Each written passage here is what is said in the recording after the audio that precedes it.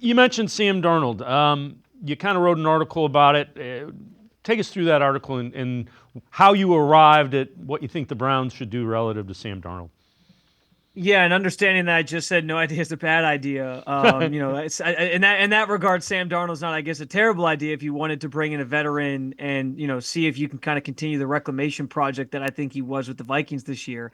But in the grand scheme of things, like I think these last two games he played, the game against Detroit in Week 18, and then the game against the Rams last night on Monday Night Football, sort of showed that it's the same Sam Darnold from the Jets. It was a lot of the same problems holding the ball too long, just not seeing the field that well, prone to making mistakes that cost his team, and all those things kind of reared their ugly head in their game against the Rams, and that's why they're out of the playoffs now. So, kind of a disappointing end to his time, or potentially his time with the Vikings, but at least to his sort of renaissance season that he had.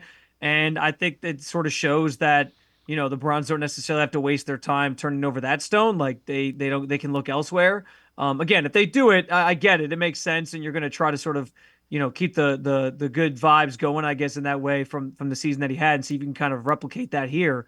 So it's not the end of the world if they do. I just kind of think we've seen now that it's still the same quarterback. Kevin O'Connell deserves a lot of credit for being able to sort of mask that throughout the season and get the most out of him.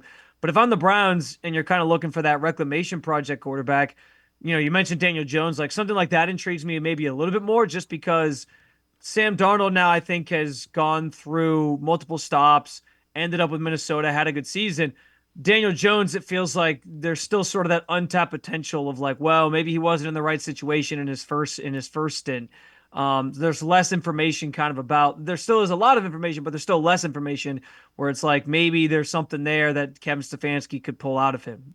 So that's just one example. But I guess my point is, if you're going to do the reclamation project thing, I guess I'd sort of steer away from Sam Darnold and focus more on somebody that maybe we haven't seen the bigger picture on, or hasn't had the opportunity to kind of revive his career yet, and then even potentially take those steps back the same way Darnold did.